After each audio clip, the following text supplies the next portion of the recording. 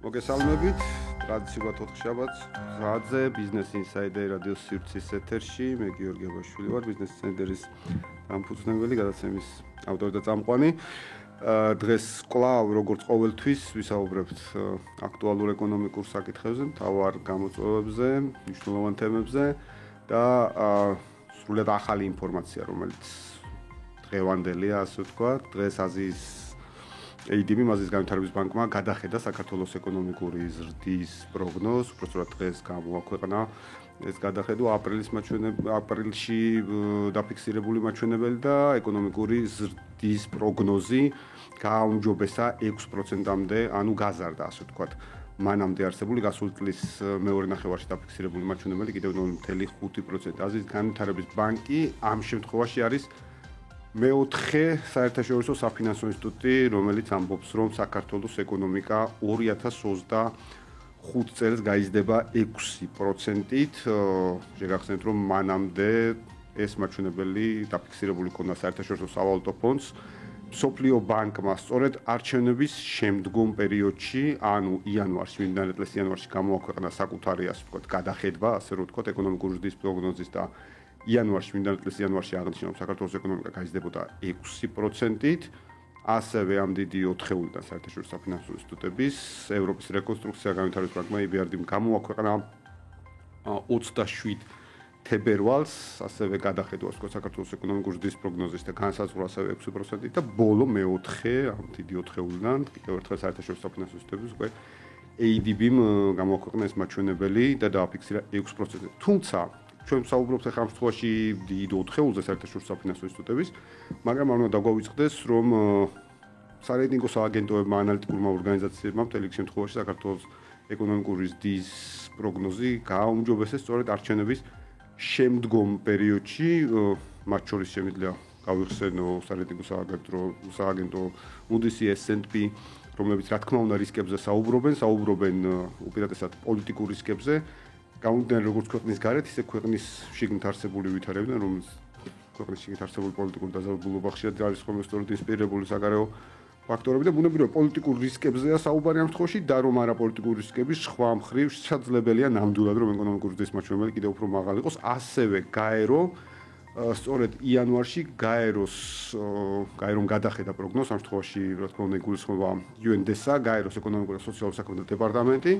UNDESA-ს გადახედვითაც საქართველოს ეკონომიკური ზრდის მაჩვენებელი არის გაუმჯობესებული. კიდევ ერთხელ სრულად,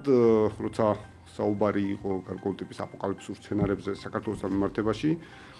რომ რაღაც არჩევნების შემდგომ იქნებოდა იზოლაცია, ეკონომიკური ზრდა შემცირდებოდა, კოლაფსი ასე შემდეგ. რა თქმა უნდა ეს იოტისოდენადაც კი არ არსებობს გავსი ტიპის რისკი, კიდევ ერთხელ ამას საუბრობს დიდი 4-ული, ამას საუბრობს ყველა საერთაშორისო ანალიტიკური ორგანიზაცია და ნუ ეხლა რა თქმა უნდა მსმენელის მაყურებლის დასაჯერებელი და გასაზრებელია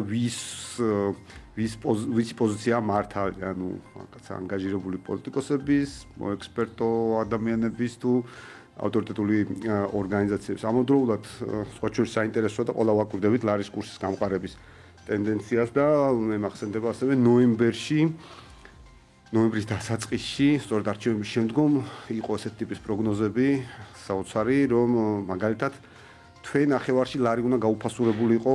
25%-ით დაახლოებით. ანუ ესე იგი თვე ნახევარი უწევდა რაღაც იანვრის თვე ნახევარ ორ თვეში. ნუ იანვრის შუაში უწევდა, კაი იანვრის ბოლო იყოს. მას შემდეგ გავიდა კიდე, რა ვიცი, ორჯერ თვე ნახევარი და რას ვხედავთ სინამდვილეში. ხომ, ანუ თუნდაც იანვრის მაჩვენებელი რო ავიღოთ, ლარი გამყარების ტენდენცია და პირიქით უფრო მეტიც ხედავთ, რომ ახლანდელი გამყარებული ლარი უფრო ისე მყარ პოზიციებზე ვიდრე ეს იყო თუნდაც არჩევნებამდე პერიოდში, როცა საუბარი იყო რაღაცა რეზერვების ხარჯვასთან დაკავშირებით. და ამასობაში რადგან რეზერვები ვახსენეთ, უნდა ითქვას, რომ აი სულ მაინტერესებს ხოლმე ეხლა სად არიან ეს ადამიანები, რეზერვების მაჩვენებელი გამოქვეყნდა ნაწილი, ასე ვთქვათ, შეძენის, რომელიც განხორციელდა საქართველოს ეროვნული ბანკის მხრიდან და ის ადამიანები, რომლებიც საუბრობდნენ, რომ რეზერვები დაიცალა, რომ რეზერვებს ხარჯავს ეროვნული ბანკი. მოკლედ კიდევ ერთხელ მინდა ხაზგასმით აღვნიშნო, რომ აქაც ეროვნული ბანკის პოლიტიკასთან მიმართებაში არ არის საერთაშორისო საფინანსო ინსტიტუტი, რომელიც და სარეიტინგო სააგენტო, რომელიც ეროვნული ბანკის პოლიტიკას დადებითად არ აფასებდეს, რომელიც ეროვნული ბანკის პოლიტიკას უკიდურესად მაღალ კვალიფიცირებად არ აფასებდეს და ეს უნდა ითქვას, რომ სწორედ 2024 წლის განმავლობაში, აი ასეთ турბულენტურ ვითარებაში ეროვნულმა ბანკმა იუველური სიზუსტით შეასრულა საკუთარი ფუნქცია. კიდევ ერთხელ ჩვენ ნახეთ მყარი ლარი და როდესაც საჭირო იყო დიახ საბანკო ინტერვენციები განახორციელა ეროვნულმა ბანკმა და ეს არის ეროვნული ბანკის პირდაპირ მანდატი საჭიროების შემთხვევაში ის ჩაერიოს, სხვაგვარად ვერ წარმოვიდგენთ, რას ველოდებით მაშინ ეროვნული ბანკისგან და რას ველოდებით რეზერვებისგან. რეზერვები არ არის მუდმივობა, რეზერვები არის საშუალება იმისთვის, რომ ეროვნულმა ბანკმა მათ შორის მართოს პოლიტიკა, მათ შორის მართოს კურსთან მიმართებაში და რა თქმა უნდა მთავარი მანდატი ეროვნული ბანკის ინფლაცია. ჩვენ ნახეთ 2024 წელს მაღალი ეკონომიკური ზრდა, აღემატებოდა 9%-ს ნახევრის ფარგლებში და ამავდროულად ნახეთ დაბალი ინფლაცია. ხომ ეს არის ისეთი კარგი გაგებით ქართული პარადოქსი, ვინაიდან ეკონომიკურ ზრდას ხშირად ინფლაცია ახლავს ხოლმე. თან გარკვეულ შემთხვევებში, თუმცა კიდევ ერთხელ ეროვნული ბანკი და საქართველოს მთავრობის ძალიან კოორდინირებული მოქმედებებით ჩვენ მივიღეთ სურათი პირიქით. და ახლაც, როცა საუბარია ინფლაციურ პროცესს, ჯამში საუბარია რომ ინფლაცია იტრიალებს მიზნობრივი მაჩვენებლის ირგვლივ შეგახსენეთ მიზნობრივი მაჩვენებელი არის 3%. 3%-ის ირგვლივ როდესაც ინფლაცია იტრიალებს, კიდევ ერთხელ ეს არის ინფლაციის ის მაჩვენებელი, რომელიც სრულად ასე თქვა წინასწარ არის გათვლილი, წინასწარ არის განსაზღვრული. ამ კუთხით კიდევ ერთხელ ეროვნული ბანკის პოლიტიკას აუცილებლად სწორ პოლიტიკას ხაზი უნდა გაუსვათ და მე ვფიქრობ, მათ შორის ეროვნული ბანკის პრეზიდენტს ეთერშიც პირად საუბარშიც არაერთხელ განგვიხილია, რომ მე ვფიქრობ, რომ ქართული საზოგადოება, მათ შორის ლარის გამყარების ტენდენცია ამას მეტყველებს, რომ ქართული საზოგადოება გახდა კიდევ უფრო მდგრადი, ასე რომ ვთქვათ, მედეგი, შეიძლება ასე თქვას ინგლისურად resilient, რომ ვიხმაროთ, გახდა მედეგი გარკვეული ტიპის პროვოკაციების მიმართ, რომელიც ხშირად არის ხოლმე მათ შორის კურსთან, მოსალოდნელ კრიზისებთან და აპოკალიფტურ სცენარებთან დაკავშირებით და ნაკლებად რეაგირებს, შედარებით ნაკლებად რეაგირებს, ვინაიდან კურსის შემთხვევაში ხშირად სწორედ მოლოდინების ფაქტორით არის ხოლმე განსაზღვრული და სწორედ მოლოდინები იყო კურსის турბულენციის მიზანი და ჩვენ მაშინ ვამტკიცებდით ყველა ერთად, რომ ჯამში არც ერთ ფუნდამენტურ ფაქტორს კურსზე არ ქონდა გავლენა მოხდენილი და რომ მართლები ვიყავით, აგერ არის შედეგი, როგორც კი მოლოდინების ნაწილი, ვთქვათ, დააცხრა, დაუყდა, შეიძლება ასე ვთქვას, ნახეთ კურსის გამყარების ტენდენციას. თუმცა დღეს ძალიან საინტერესო თემებზე მოგვიწევს საუბარი ჩვენს სტუმართან, ვაკო თურნავასთან, საქართველოს პარლამენტის წევრთან, ევროინტეგრაციის კომიტეტის თავმჯდომარის პირველ მოადგილესთან, ჩემთვის მაინც უფრო ეკონომისტთან, ფინანსისტთან, ევროინტეგრაციის მიმართულებით თუნდაც, მაგრამ ვაკო არის ადამიანი, რომელიც ეკონომიკის სფეროში, ინოვაციების, ტექნოლოგიების სფეროში განსაკუთრებულად კარგად ერკვევა. არაერთ საინტერესო იდეა აქვს, ასე ვთქვათ, წამოჭრილი ამ იდეებზეც ვისაუბრებთ. ვაკოც მოყვა იმ კატეგორიაში, ვისაც ასე ვთქვათ, უმახინჯებენ ხოლმე ნათქვამებს და ვისი ნათქვამებიდანაც შემდგომ დეზინფორმაციის წყაროს ქმნიან ხოლმე. ესეც ვნახეთ ცოტა ხნის წინ, ამაზეც ვისაუბრებთ. თუმცა პირველ რიგში ვაკო, მოგესალმები, კიდევ ერთხელ მადლობა მობრძანებისთვის. და პირველ რიგში მინდა კითხოთ ვითარებაზე, რომელიც ჩვენ გვაქვს, ასე ვთქვათ, ჩვენთვის ერთ-ერთი ყველაზე უფრო მზარდ IT სექტორში, თქვენთვის ასევე ყველაზე ნაცნობი, ერთ-ერთი ყველაზე უფრო ნაცნობი სფეროა და როგორ იქნება თქვენი შეფასება სექტორის? სექტორი, IT სექტორი მზარდია, სულ იზრდება. მოთხოვნა არის ძალიან დიდი. და IT სფეროში მოთხოვნა დიდია და ეს არის დიდი გამოწვევა, რომ ჩვენმა ქვეყანამ შეძლოს რაც შეიძლება მეტი IT დეველოპერი და ამ ტექ სფეროში მოღვაწე ადამიანები გადაამზადოს და არა მარტო ქვეყანამ, არამედ უბრალოდ ხელი შეუწყოს იმ კომპანიებს, რომელიც ამზადებენ ჩვენს მოქალაქეებს, რომ მათ უფრო მეტი განათლება მიიღონ, უფრო მეტი ხელმისაწვდომობა იყოს ამ მასალებთან. იმის და მიუხედავად არის ბევრი მასალები, რომელსაც ნახოთ ჰარვარდის ბიზნეს სკოლას უდევს, ტექ სკოლებსაც, MIT-ს ასე შემდეგ, მაგრამ ეს სულ ვიძახი მე, რომ აი 10% კი შეძლებს ისწავლოს. ვისაც თვითონ мотиваცია აქვს და შენ, მაგრამ დანარჩენი 90 შეიძლება ცოტა გაუჭიდეს, თუმცა მასალის მოძიება და იმის სწორე დაორგანიზება, იმიტომ იმდენად დიდი და ცელი მასალებია, რომ რა ისწავლოს პირველი და შეიძლება დაიკარგოს. ამიტომ მნიშვნელოვანია ეს განათლების სფერო, რომ წინ წამოიწოს და არის კიდევაც წამოწეული და ჩვენი მთავრობა ეხმიანება ამ challenge-ს, რაც არის, ამ გამოწვევას და ციფრულ განათლებას, სტარტაპებს, ახალის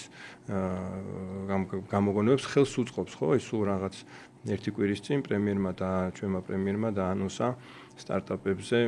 თითქმის უბრალოდ ნულოვანი საშემოსავლო გადასახადი და ზოგადად გადასახადები, რაც რა თქმა უნდა ხელს შეუწყობს.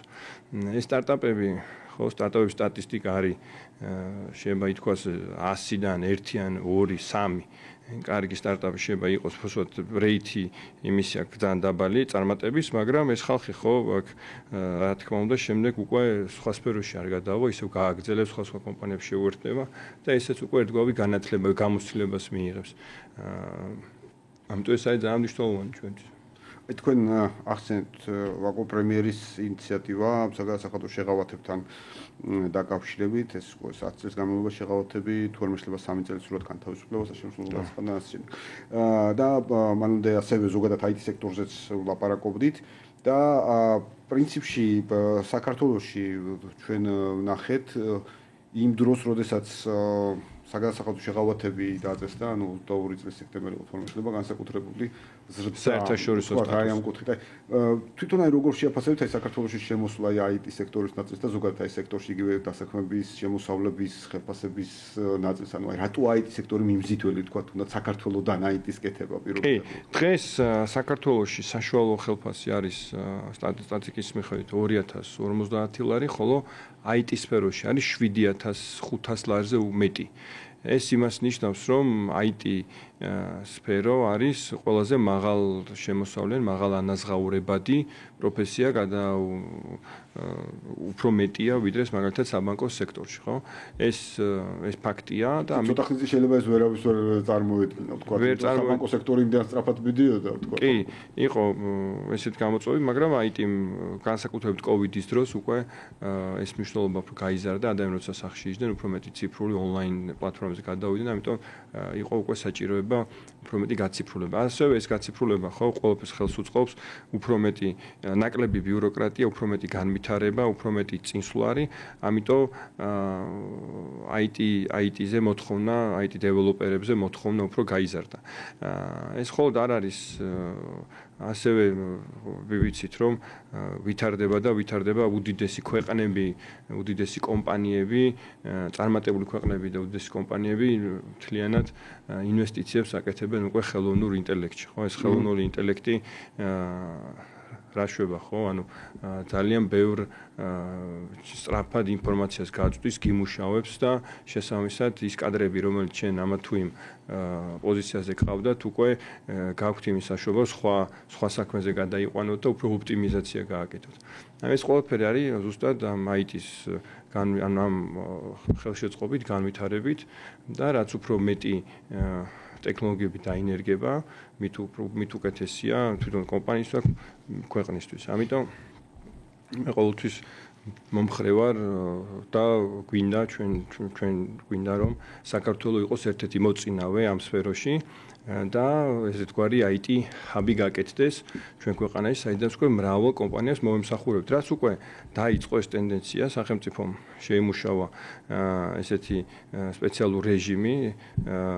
ეს არის საერთაშორისო სტატუსის მქონე კომპანიების რეჟიმი, რომელსაც სულ რაღაც 5%-ით იბეგრებოდნენ არაგვერიო სტარტაპ კომპანიებს, საერთოდ არ დაიბეგრებიან 5% ჩვეულებრივი კომპანიები, რომელიც საზღვარგარეთ მუშაობდნენ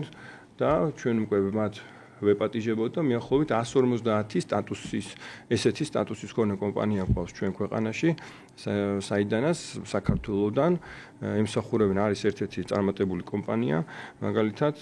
რომელსაც 3500 თანამშრომელი ყავს, რომლის საშუალო ხელფასი არის $6000 მეტი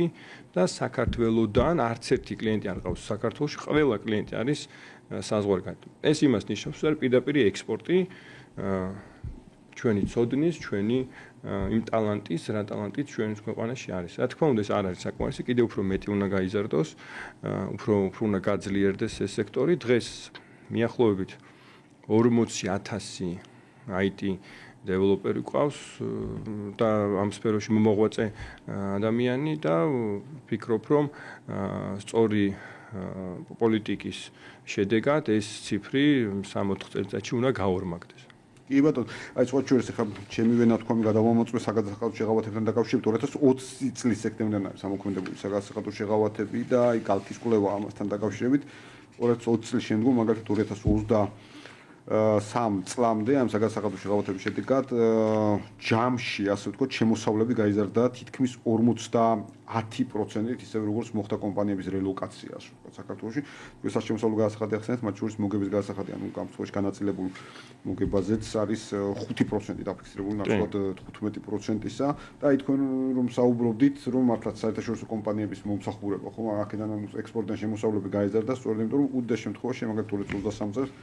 26% ემსახურებოდა ეს კალთის კვლევიდან არის შეერთებულ შტატებში არსებულ კომპანიებს 15% დიდ ბრიტანეთში და უდიდეს ნაწილი კიდევ გერმანია, ნიდერლანდები, მალტა, ევროკავშირის ქვეყნებში კომპანიებს, რაც ძალიან მნიშვნელოვანია მართლაც თქვენ რასაც საუბრობთ ჰაბთან დაკავშირებით, ბუნებრივია. კი, ეს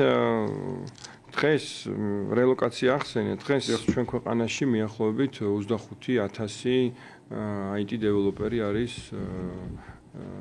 რელოკირებული გადმოსული საქართველოში, რომელიც გადმოვიდა ჩვენ ქვეყანაში და რა თქმა უნდა ეს ციფრი მიახლოებით 1.5 მილიარდ ლარს ხარჯავს წელიწადში. მათ ხო ისინი უბრალოდ არ მუშაობენ, ისინი ბინებს ქირავენ, რესტორნებში დადიან და ამ შემდეგ ეხმარებიან ჩვენ ეკონომიკას. კი, coworking space-ებს ქირავენ და რა თქმა უნდა ეს ყველაფერი ჩვენ ქვეყანაში ილექება. ეს არის ის მინიმუმია, ამისთვის ჩვენ კიდევ მუშაობთ, აი სულ რაღაც ერთი კვირის წინ მქონდა ეკონომიკის სამინისტროს შეხვედრა, სადაც განვიხილავდით კიდევ როგორ შეიძლება რა შეიძლება შეღავათები გავუკეთოთ ამ ადამიანებს, უფრო მეტი მაღალანაზღაურებადი პროფესიონალი ჩამოვიდეს ჩვენ ქვეყანაში და რამოდენიმე აზრები იყო, რომელიც განვიხილავთ, ერთ-ერთი არის მაგალითად რაღაც IT რეზიდენსის შემოღება, ხო? ჩვენ ქვეყანაში არის რამოდენიმე 10-მდე კატეგორიის ცხოვრების უფლების მიცემა, ეს არის სხვადასხვა მოტივებით და ერთ-ერთი მოტივი არის მარტო ჩვენი მოგონილი არ იქნება ეს, არის უკვე რამ პრაქტიკა არის ამ IT ცხოვრების უფლების და ჩვენ გვინდა რომ ჩვენ ქვეყანა დავაპოზიციონიროთ საუკეთესო ადგილად, რაც ფაქტია ხო, დღე აქ საქართველოს ჩამოსულ ადამიანს თუ რაღაცა ისეთი განსაკუთრებულად რაღაც არ მოხდა, არავის წასვლა არ უნდა, ყოველს მოწონს აქაურობა და შესაბამისად შემოსავალი ცხოვრების ღირებულების შეფარდებაც კომფორტულია. რა თქმა უნდა, როდესაც იღებ ხელფას სან-ფრანცისკოს, კალიფორნიის ზომებით და ხარჯავ ამას საქართველოში, როგორც სადა დედამიწა ისეა, ამიტომ ბევრად უფრო კომფორტულად ცხოვრობ, ბევრად უფრო კარგ კლიმატში ცხოვრობ და ბევრად უფრო მისაღები, ამიტომ ჩვენ გვინდა რომ ეს ციფრი უფრო გავზარდოთ და ერთ-ერთი რეფორმა, რომელიცაც ვფიქრობთ რომ გავახორციელოთ, ეს არის IT რეზიდენსის შემოღება, სადაც უკვე მივცემთ საშუალებას რომ ამ რელოკანტებს შეეძლოთ ჩვენ ქვეყანაში მშვიდად ცხოვრება თავის ოჯახთან ერთად. ამიტომ ეს ამის ბენეფიტები მარტო ის არ არის, ხო, ის ადამიანი მუშაობს რომელიღაცა კომპანიაში, იმ კომპანიაში კიდე დასაქმებულია ძირითადად ქართველები და ზუსტად ის know-how ის ცოდნა უკვე დაილექება სხვა ჯუნიორ პროგრამისტებზე, ჯუნიორ ტექში მოღვაწე ადამიანებზე და უფრო მეტი შემოსავალი შემოვა ჩვენ ქვეყანაში. ეს არის ძალიან მნიშვნელოვანი. ისე როგორც ამ სფეროში განათლებას კიდევ უფრო მეტი აქცენტი იქნება გამახვილებული, ხო? რა თქმა უნდა. ერთი ის იყო ხოლმე, პრინციპში გარკვეულ დოზით ჯერ კიდევ რჩება საქართველოს შემთხვევაში ალბათ ეს ყოფილი საბჭოთა ქვეყნების ერთ-ერთი ის არის, ასე ვთქვათ, სენი ვიტყოდი ასე, რომ რაღაცა ყველა განსაკუთრებულად უმაღლესი განათლებით, აუცილებლად რაღაც იურისტი, ეკონომისტი, ასე შემდეგ. და დღეს რომ ვუყურებთ ტენდენციას, სხვა შორის IT-ზე მოთხოვნა ტექნოლოგიებზე ძალიან მაღალია. უბრალოდ რამდენად ადეკვატური იქნება მიწოდება, ახლა იმაზე უფრო არის საფიქრო. რა თქმა უნდა, შეერთებულ შტატებს და ევროკავშირის წევრებს მიახლოებით მილიონ პროგრამისტი აკლიათ და ინდოეთში კომპანიებია, რომელსაც 200, 100, 150, 150 თანამშრომელი ყავთ. ამიტომ ეს არის მნიშვნელოვანი. არის დიდი კომპანია Google მაგალითად ერთ-ერთ კომპანიაში პირდაპირ გაგებით აუთსორსინგზე ყავს 40000-ზე მეტი პროგრამისტი. 40000-ზე მეტი პროგრამისტი. ამიტომ ჩვენ რო შევძლოთ ამ კომპანიებში მუშაობა და რამოდენიმე ჩვენი საქართველოში დარეგისტრირებული კომპანიები უკვე მუშაობენ, მინდა გითხრათ, ძალიან ცნობილ კომპანიებთან, კიდევ უფრო მეტი ტალანტი უნდა გქონდეს, ყავდეს და უფრო უნდა შეუწყოთ ხელი. ამ ჩვენ არ გვაქვს ქვეყანაში არც გაზი, არც ნავთობი, ამიტომ ჩვენი მთავარი მამოძრავებელი ძალა უნდა იყოს ის ცოდნა და იმ რეფორმებს, რაც ჩვენი მთავრობა აკეთებს, სწორედ რომ კიდევ უფრო გაორმაგდეს და გასამაგდეს ეს ინდუსტრია ჩვენ ქვეყანაში და ერთგვარი ჰაბი შეიქმნას. რაც უკვე ზუსტად მაქითკენ მივდივართ და სწორი პოზიციონირება გვაქვს. ცოდნაზე დაფუძნებული ეკონომიკა ნამდვილად ეს ძალიან მნიშვნელოვანი ნაწილია და აი აქ ცოდნაზე რომ უკაცრავად ჩაგეჭრით, ცოდნაზე რომ ვთქვათ, მინდა რომ აი ვინც გვისმენს, უთხრათ რომ 80% მიახლოებით პროგრამისტების და ამ სფეროში მოღვაწე ადამიანებს ესეთ თავდაპირველად არ ქონიათ ესე ტექნიკური განათლება, ხო? ეს იმდენად დაიხვეწა ეს სხვადასხვა კოდის ენები, სხვადასხვა ფრეიმვორკები და ასე შემდეგ, რომ უკვე არ არის აუცილებელი მაინდა-მაინც ანდრე იყო ეს იმჩნევა რომ უნდა ყოფილიყო მაინდა-მაინც მათემატიკოსი, ფიზიკოსი და რაღაცა ჰუმანიტარი ვერ იზამს ამას. ამიტომ არ არის ეგრე ჩვენთან საქართველოში და არა მარტო საქართველოში ყველგან ზუსტად 80%-ს არ აქვს განათლება და არ ქონია შეხება საერთოდ პროგრამირებასთან და ისე მუშაობენ. ამიტომ რა მინდა ამით ვთქვა, რომ არ არის აუცილებელი გინდა თუ არა 4 წელი ისწავლო უნივერსიტეტში და მე რაღაც არა ეს არც ერთ IT კომპანიაში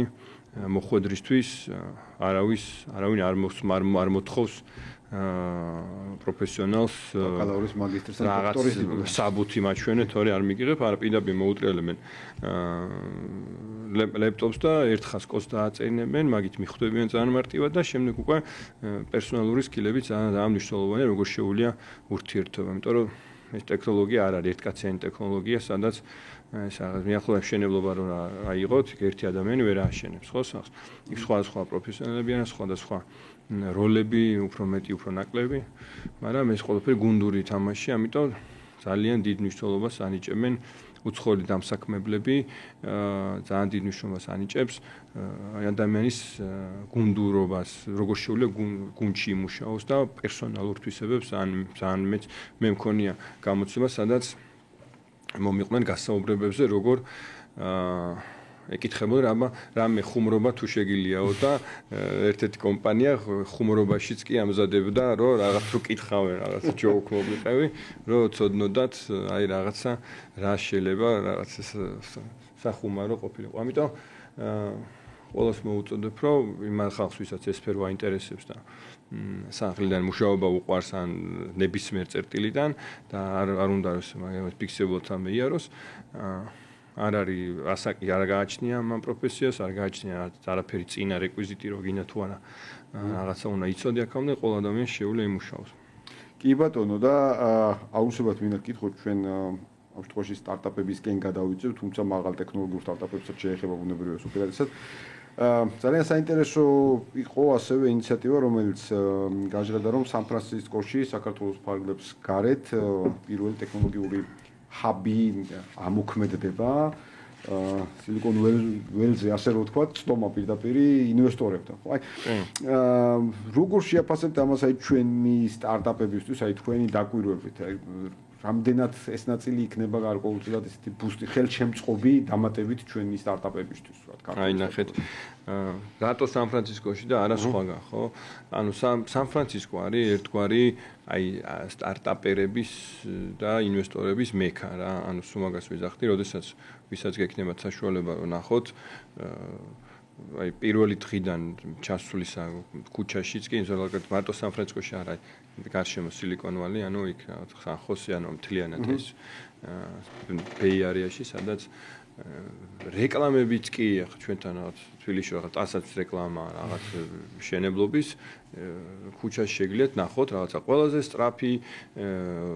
API-ის ღრუბელზე, ანუ ტექნიკური რეკლამებია და ხალხი ამას უყურებს, უკვე იცის რაზეა საუბარი, ხო? ანუ მთლიანად მთელი ეს რეგიონი არის, კალიფორნიის ეს ნაწილი რეგიონი მიმართული არის მხოლოდ ტექნოლოგიებზე და ეს ინვესტორები მიმართულები არიან ამ ტექნოლოგიების შემქმნელებთან ურთიერთობაზე. და მე მახსოვს ერთ-ერთი ისტორიას გავიხსენებ, სადაც მე პირადად ვიყავი ჩასული რაღაც სტარტაპებზე ვფიქრობდი და რაღაცა მკითხა, რომ აი რამდენი გჭირდებათო თქვენ ბიზნესო, რომ ეს გამოვიდესო და უთხარი, რომ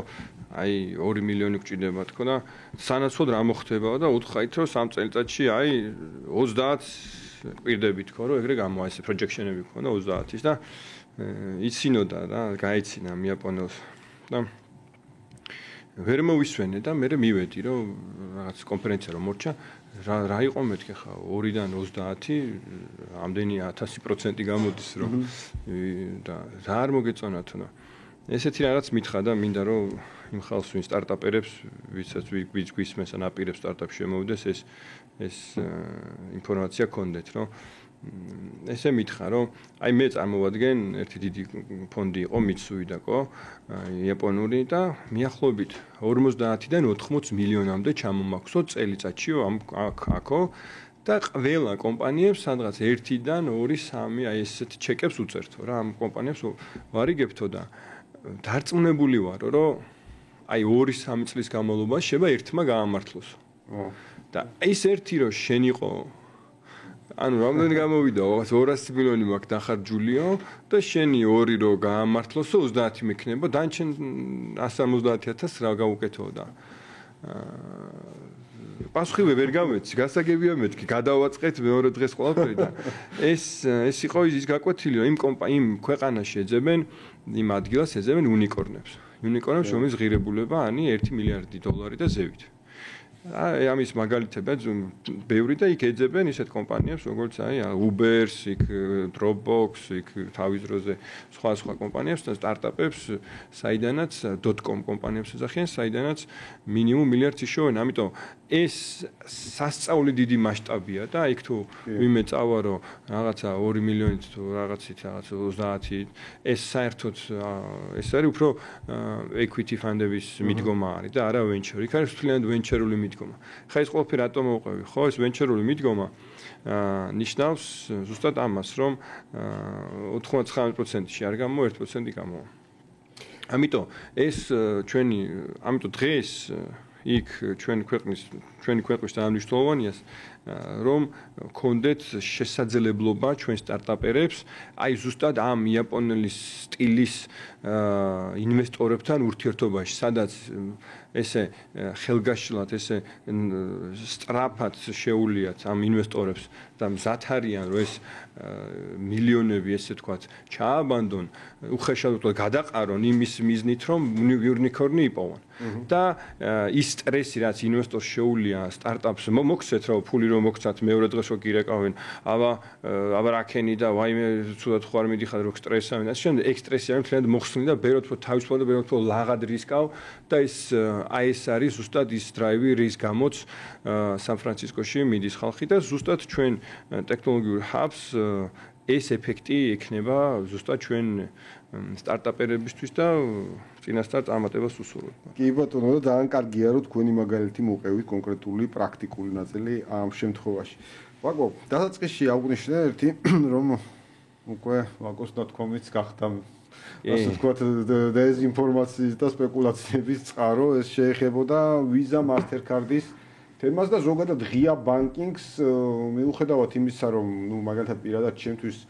არაფერი საკვირველი კი არა პირიქით ველოდი ამ კითხვას ვინ დასვავდა, როდესაც ეროვნული ბანკის ვიცე-პრეზიდენტი საუბრობს ზოგადად პარლამენტში ანგარიშის წარდგენის დროს, კომიტეტზე, ბუნებრივია, ბუნებრივია ვინმე უნდა დასვას ეს კითხვა, ვინაიდან ერთს გვაქვს ევროკავშირის ნაწილში, აქ ასოცირების ნაწილში ვალდებულების ნაწილში, ასე შემდეგ ზოგადად ღია ბანკინგის თემა სად არის, ბუნებრივია მე ამ შემთხვევაში მაინტერესებს ცხადია. და ეს იყო აღქმული რაღაცნაირად საოცარ ნაწილში გადავიდა ვიზა Mastercard-ის ვითომ გაძევებაზე, მე ფანტაზია რომ იშლება რაღაც რუსული მირი საერთოდ რა შუაში იყო შემოვიდა თემაში და ასე. მოდით თუ შეიძლება რომ ღია ბანკინგი რომ აი ხა ჩვენს მათ შორის არა ეკონომისტებს ბუნებრივია, სხვა შორის არაერთი ზარი მოყვა მათ შორის პირადად ჩემთან შემდგომ, იმიტომ რომ მეორე დღეს ბიზნეს ცენტრზე გქონდა საკმაოდ ვრცელი განმარტება ამასთან დაკავშირებით, რომ რა ხდება რეალურად. აი, მოდი არა ეკონომისტებსაც რომ აუხსნათ ასე ვთქვა და ყველა საქართველოს მოქალაქეებს რა იგულისხმება ღია ბანკინგში, რატომ არის საჭირო, ვთქვათ, აი მე ვეცდები რომ მაქსიმალურად ესეთი კითხვა დავსვა არა ეკონომისტური მათ შორის და ჩაგეკითხოთ რომ აი ვინ შემოიტანა ეს ღია ბანკინგი ზოგადად, საიდან წამოვიდა, რატომ მოვიდა ჩვენამდე, ხო, აი რაზე ვლაპარაკობთ, ასე ვთქვა და ეს რას ნიშნავს, რომ ბარათები აღარ გვექნება, ანუ რომ Amazon-იდან ვეღარ გამოვიწერთ და ასე შემდეგ, ну ყველაფერი მოყვა, ასე ვთქვა ამ თემას. მადლობა ამ კითხვისთვის, იმიტომ რომ ხშირად მეც მეკითხებიან, უკვე ქუჩაში გამარჯვების დასკვათ, ბაბა ბარათებზე როგორ გვაქვს საქმეო მეკითხებიან, ამიტომ ბარათებზე რა ხდება და ჩვენთვისაც უკვე რაღაცა ნიშნულოვანი გახდა. პირველ რიგში მინდა გითხრათ, რომ ეს ღია ბანკინგის წესი, ეს რეგულაცია, ეს არის ჯერ კიდევ ევროკავშირმა 2015 წელს დანერგა ევროკავშირში და ერთ-ერთი სავალდებულო ნაწილი არის იმისთვის, რომ ჩვენ ევროკავშირში გავწევრიანდეთ და ერთ-ერთი მოთხოვნა არის, რომ ღია ბანკინგის წესი საქართველოში მუშაობდეს. ეს პირველ რიგში და ზუსტად ეგ იყო კითხვა, რახან მე მეხება ზუსტად ეს კომიტეტი, პირველი მოადგილე ევროინტეგრაციის, ჩემი კითხვაც აქედან ამაში მდგომარეობდა ზუსტად სად ვართ ამ ერთ-ერთი პუნქტში ამის აღსრულებაში და ეს იყო ჩემი კითხვა, რომელიც დავუსვი ეროვნული ბანკის წარმომადგენელს, ხო? მინდა გაგახსოვოთ, რომ ღია ბანკინგი მიახლოებით სადაც 5 წლის წინ დაიწყო უკვე ეროვნულ ბანკმა დაიწყო 5 წლის წინ ამაზე მუშაობა სხვა საბანკო ასოციაციასთან ერთად შექმნეს სტანდარტები, მე ამ სტანდარტების მიხედვით დაივალა ყველა ბანკს რომ ღია ბანკინგის API აიწყოთ. ანუ რას ნიშნავს ეს? ღია ბანკინგი ნიშნავს წვდომის დაშვებას სხვა ფინანსური და არაფინანსური ორგანიზაციებისთვის თუ მზად არის, თუ ამის თანხმობა არის, აქვს ამის თანხმობა თვითონ ამ ანგარიშის მფლობელს. ანუ რას ნიშნავს ეს? დღეს აი რომ მარტო წამოვიდგოთ, ყველა ადამიანს გვიდევს ეს მარტივენით რო ვთქვათ, ანგარიში ვისაც აქვს და იქ უდევს თანხა, შემდეგ ამის გახარჯვის ერთ-ერთი მეთოდი არის ბარათი. ხო, ანუ ანგარიშზე არის მიმული ბარათი, მე იმ ბარათით უკვე რაღაცებს ყიდულობთ, ხო? ანუ ეს ანგარიში და ბარათი. ანუ ჩვენ ღია ბანკინგის მეთოდი აღარ არის საჭირო ბარათის ქონა და შეიძლება რომ პირდაპირ ანგარიშიდან წამოვიღოთ ეს თანხა და ეს გაიხარჯოს. მაგალითად ჩვენ ყველა მაგალითად ყიდულობთ ონლაინ რაღაცას ყიდულობთ, ხო? ან სახში ვიძახებთ საჭმელს. სახში ვიძახებთ საჭმელს რას ნიშნავს? ამოვიღე ტელეფონი, მივაბი ბარათი და გამოვიძახე საჭმელი. ხმალიდან კი და ასე ტაქსი და ასე შემდეგ. ხმალიდან შემილია მივაბა ბარათი ან ანგარიში. ანგარიში პირდაპირ ანგარიში, ხო? პირდაპირ სხვადასხვა წესი არის, სხვადასხვა მაგალითად ამერიკაში, როდესაც ესეთ კომპანია Venmo ძალიან ხშირად ბევრი იყენებს, PayPal-ს და ასე შემდეგ, რომ გინდა ანგარიში მიაბი, გინდა ბარათი მიაბი. ანგარიში ბარათის მიბიზოს უნდა შეიყვანოთ 16 ნიშნად ციფრი და ამაში ყველაფერი ვიცით, უკან რაღაც 3 ნიშნად დამსავი კოდები და უკვე გადაბმული გაქვს ბარათი. ანგარიშის შემთხვევაში ჩაწერ username-ს, parole-ს და პირდაპირ მიაბავ ანგარიშს. რითი განსხვავდება, ხო? ეს არის შიდა სისტემა, არ გადის საერთაშორისო Visa, Mastercard-ის Excel-ს და შესაბამისად ბევრად უფრო IAP სერვისია და დამოუკიდებელი სერვისია და არავის გავლენა არ ექნება ქვეყნის გარედან, გავლენა არ ექნება ამაზე. ამიტომ ღია ბანკინგის რეფორმა, ესე ვთქვათ, ჩაითვლება, ეს სამნიშნელოვანია ჩაითვლება წარმატებულად, როდესაც თქვენ ამას ყოველდღიურად იგრძნობთ მოქალაქეები და ბიზნესის წარმომადგენლები იზრდებათ თავიანთ თავზე. დღეს თუ უჯდება სადღაც 2%, 2.5%, ნუ დიდ კომპანიაში შეიძლება დაკლები, ბიზნეს ამ ბარათის გატარება, ამ შემთხვევაში თითქმის გაუმეოთხედდება, ან შეიძლება სულათაც უფასოდაც კი გქონდეთ ეს სერვისი გულოვანის ტოლფარგლებში რა თქმა უნდა, იმიტომ რომ ხარჯი ამ ღია ბანკინგს ხარჯი აქვს, არა აქვს, მხოლოდ ხარჯი აქვს მხოლოდ ინფრასტრუქტურის და რა თქმა უნდა, ეს იყო რამოდენიმე ბანკისგან, რაც მეთანხმები, რომ ჩემ ინფრასტრუქტურას ხმარობ სრულიადად უფასოდ და ამაზე პროტესტი ჰქონდათ, მე მესმის ეს. ამიტომ ალსავაროდოთ ბაზარი თვითონ დაარეგულირებს ამ ფასს, მაგრამ რა თქმა უნდა ეს არ იქნება ის ფასი, რაც დღეს არის ბაზარზე. ამიტომ ძალიან მნიშვნელოვანია. დღეს მიახლოებით 90-დან 100 მილიარდ ლარამდე არის წლიური ბარათების გამოყენება, საიდანაც ქვეყანას ეს უჯდება და ბიზნესებს უჯდება საშუალოდ 1.7-1.8 შეწონილს ზოგს 1.1 უჯდება, ზოგს 2.5, საშუალოდ 1.7%, რაც ნიშნავს 2 მილიარდამდე ლარს ილექება, საიდანაც 300-400 ასობით მილიონი, ზუსტად ეგ ვიკითხე, ასობით მილიონი ლარი გადის ამ სერვისში, რომელიც ძალიან კაი სერვისია, საჭირო სერვისია, გაციფრულდა, შემდეგი ეტაპი ჩვენ ვართ ვალდებულები და კარგია, რომ ალტერნატივა გზა გქონდეთ, რაც არაფერს არ ნიშნავს. სწორი სიტყვა ახსენეთ, ალტერნატივა. თქვენ ამ შემთხვევაში საუბრობთ კიდევ ერთხელ რომ ვთქვათ, არა ამ შემთხვევაში ვიზა ან მასტერკარდზე რო რაღაცა უარი ვთქვათ, არამედ საუბრობთ რომ მისი ალტერნატივა კონკურენტი გაჩნდეს. მისი ალტერნატივა იქნება ღია ბანკინგის მეთოდით გადახდა, როგორც გითხარით, ცოტა სულ მალე, როდესაც ღია ბანკინგი ზუსტად ამუშავდება ისე როგორც ამუშავდეს, ამისთვის სახელმწიფოს და ეროვნული ბანკიც არის მთლიანად მომართული ამისთვის. ბევრი მიზეზის გამო თქვენ შეიგრძნობთ რომ უკვე სამნაირი ალტერნატივა გექნებათ გზა გადახდის თუნდაც ტაქსის გამოძახებით და კითხვა გექნებათ იქ მარტივად რითი გინდათ გადაიხადოთ ქეშით ბარათს მიაბავ თუ ანგარიშს მიაბავ აი ეს მესამე ანგარიშს მიაბავ არის ზუსტად ღია ბანკინგის დამსახურება კი ბატონო რაც შეამცირებს კიდევ ერთხელ ხარჯებს ასევე ჩვენ თვითონმა მოქალაქეები ვიცით რომ გარკვეული ტიპის და გარკვეული კლასის ბარათით სარგებლობა ასევე ჩვენი ჯიბიდანაც ფინანსდება ამ შემთხვევაში ანუ ჩვენ ვიხდით სერვისის საფასურს მათ შორის ამ ბარათებისაც ვახსენეთ ვიზა იქნება მასტერკარდი ამ ექსპირობითად ვამბობთ ამ შემთხვევაში და შესაძლოა გარკვეულ შემთხვევაში ამისი ალტერნატივა როცა გაჩნდება ანუ მთელი რიგი საჭიროებები აღარ არსებობდეს გარკვეულ შემთხვევაში კიდევ ერთ ეს უფრო განვითარებას, უფრო გაციფრულებას პირველ რიგში ღია ბანკინგის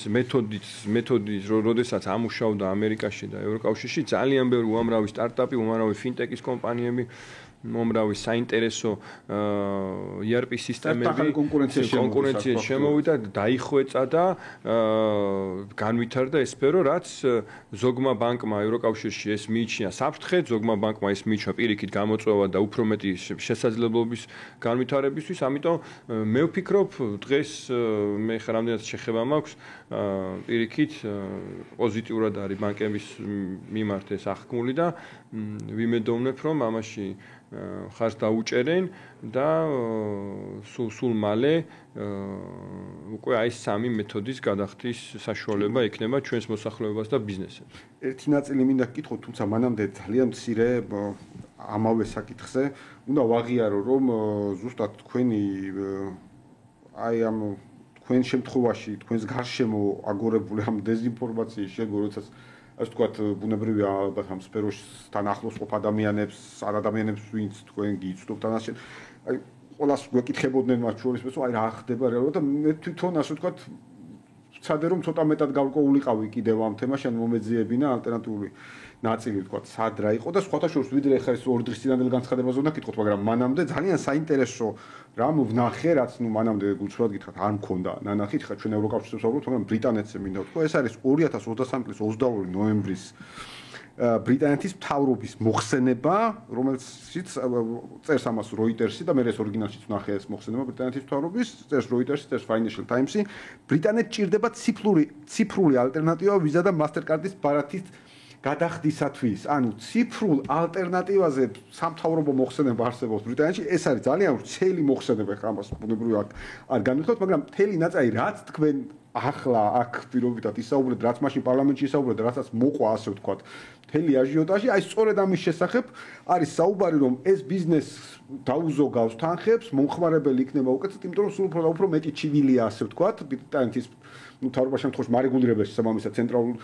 ბანკთან მიმართებაში, რომ ძალიან დიდი ხარჯი აქვს ვიზა და Mastercard-ს და სწორედ ალტერნატივა გვჭირდება და სხვათა შორის აქვე ამას შეფასებები აქვს გაკეთებული ვიზა და Mastercard-ს და აი რაც თქვენ აღნიშნეთ, რომ ზოგი ამას პოზიტიურად აქვს, თვითონ ვიზა და Mastercard-ით დამყოლ პოზიციაში არიან და ნუ აღნიშნავენ, რომ კი, ნუ იყოს ალტერნატივა, რა თქმა უნდა შეიძლება ხა გადაჭარბებულია შეფასებები, რომ ჩვენ ბევრი თანხა მიგვაქვს, მაგრამ ვიზა და Mastercard-ი ჯამში ვერ გაურბიან ამ ნაწილს, ამ ალტერნატივის ნაწილს ამ შემთხვევაში. ნუ ეს ბრიტანეთის ნაწილი, მაგრამ აუცილებლად მინდა გკითხოთ ამ სპეკულაციების ფონზე, ზუსტად 2 დღის წინ იყო თუ არ მეშლება, ქონდა კიდე ჩვენ ამაზე კომუნიკაცია ევროპის ცენტრალური ბანკის კრისტინა ლაგარდეს ამ თემაზე გაკეთებული განცხადება სწორედ ევროკავშირის შემთხვევაში ალტერნატიულ ნაწილზე და თუ შეიძლება რომ ესეც მეტი როგორ უნდა ითქვას რომ ეხლა ეს დეზინფორმაცია სხვათა შორის ძალიან მომეხმარა კრისტინა, ქალბატონი კრისტინამ რომ ეს განცხადება გააკეთა და საქართველოსთან თქვენ და ისიბიდან ზუსტად ეგრე დაემთხვა და ეს ცოტა თან შეხვედრილი ვარ კრისტიანს როცა IMF-ში იყო მაშინ რაღაცებზე ვისაუბრეთ, მაგრამ იცნობო ესე მკითხეს და კი იცნობით ვიცნობ ამ თემაზე ნამდვილად არ მისაუბრია მასთან და ეს ვიზა Mastercard ეს რა არის ხო? ანუ ვიზა Mastercard-ი ძირითადად როდესაც ერთი ბანკი მეორე ბანკს არ ესაუბრება, ეს არის შუამავალი გარანტი, ხო? რაღაც ქართულმა ბარათმა გაატარა აფრიკაში სადღაც და ერთ მეორეს საერთოდ წვდომა არ აქვს და ამიტომ მნიშვნელოვანია რომ გარანტორი საერთო ნაცნობი ყავდეთ რომ ის რომ იქ გადავიხდი იქ იმან მიიღოს და პირიქით ხო ეს იყო ეს არის მთავარი როლი ვიზა Mastercard-ის. დანარჩენი უკვე შიგნით ერთ ქვეყანაში გამოყენება სადაც უკვე შიდა სისტემებია ხო ზუსტად ამაზე საუბრობდა კრისტინამ რომ მნიშვნელოვანია რომ საკუთარი შიგნით ქონდეთ თავიანთი სისტემა რომელიც არ იქნება დამოუკიდებელი მნიშვნელობა არ აქვს ვიზა Mastercard-ი თუ Swift-ი მნიშვნელობა არ აქვს ის სადაც იქნება Swift-ის ალტერნატივა მაგალითად ალტერნატივა და არა ჩანაცვლება მნიშვნელოვანია საერთაშორისო გადარიცხვის Swift-ის ალტერნატივა ბევრი წლის წინ შემოიღოს ევროკავშირმა ქვია SEPA ხო ცენტრალური ერთიანი გადახდის სისტემა რომელიც ძალიან გვინდა რომ ჩვენ მივუერთეთ იმიტომ რომ ევროკავშირის ქვეყნებში ფულის გაგზავნა იქნება მყისიერი და საერთოდ ძალიან იაფი ხო ერთ-ერთი სპორტის ერთ-ერთი პოზიცია გადაწყდა ზუსტად SEPA რომ აღნიშნეთ აი ის მინდა რომ სმენელს მაყურებელს უთხრა რომ ზუსტად ცოტა ხნის წინ რაღაც გადახდას ვაკეთებდით და ევროკავშირში და ევროკავშირი ანუ იმ კომპანიიდან ხარდაუსახელ კომპანიას პირდაპირ გთხოვეს რომ იმისთვის რომ SWIFT-ი ბევრი თანხა მიაქვს, ასე თქვა, იქნებ SEPA გამოიყენოს და დამჭირდა ახსნა, რომ საქართველოსიდან ჯერ ესე გვიჭირდა. მაგრამ რომელიღაცა ბანკი საქართველოს ერთ-ერთი ბანკი რაღაცას თავაზობს 10 ფასით, მაგრამ 200 მაგი ფასი არ არის, რაც Swift-ის შემთხვევაში. ხო, ანუ ზუსტად ესო ქვეყანაში შიგნით გადარიცხვისთვის ერთი ბანკიდან მეორე ბანკში გადაირიცხოს არ არის აუცილებელი, რომ ეს გადახდა საერთაშორისო ორგანიზაციამ დაავალიდუროს, როდესაც აგერ გვერდ არის ორი ბანკი და შეუძლიათ ერთმანეთში მოილაპარაკონ, რომ ეს ტრანზაქცია არ გავიდეს გარეთ. ეს შიდა გადარიცხობს ამ შემთხვევაში, ანუ არა შესყიდოს, არამედ პირად გადარიცხობს, მაგალითად ვახდენთ ყოველგვარი საერთაშორისო ვალიდაციის გარეშე ერთი ბანკიდან მეორეში ან ერთი ბანკის შიგნით, ხო? თქვათ, მე თუ თქვენ რაღაც თანხას გირიცხავთ პირობითად ვამბობ. ესეც მე რომ მკითხოთ, არ არის ჯობია სხვა ბანკები იჩაგრებია, იმიტომ რომ სულ გეკითხება იმ ბანკში თუ გაქვს ანგარიში, ან ამ ბანკში თუ ანგარიში და რაღაცა ერთ კონკურენციის ნაწილში რო იყოს ერთიანი ბაზა, საიდანაც შეიძლება რომ უკვე მე მას უფრო მივესალმები, მაგრამ ეს ჩემი გადასაწყვეტი არ არის, უბრალოდ ჩემი აზრია ეს. ხო და კრისტიანის განცხადება რაც შეეხება, კი ნამდვილად სოფლიო მაკიკენ მიდის, გაიაფებისკენ, თქვენ წამოიდგინეთ, ღია ბანკინგის შემთხვევაში პროგნოზით განახევრდება ეს შემოსავალი, ანუ ეს გასავალი ბიზნესებისგან, რაც ნიშნავს, რომ მიახლოებით მილიარდი ლარი ეკონომიკაში ჩატრიალდება და მილიარდი ლარით შეძლებს უკვე ჩვენი მოქალაქეები და ბიზნესები უფრო მეტ ინვესტიციის გაკეთებას და კიდევ უფრო მეტ დოლარს მოიტანენ და ეკონომიკისთვის ეს კიდევ ზედმეტი ბუსტი იქნება, რომელიც აუცილებელია რომ გაკეთდეს და ამას ბოლომდე უნდა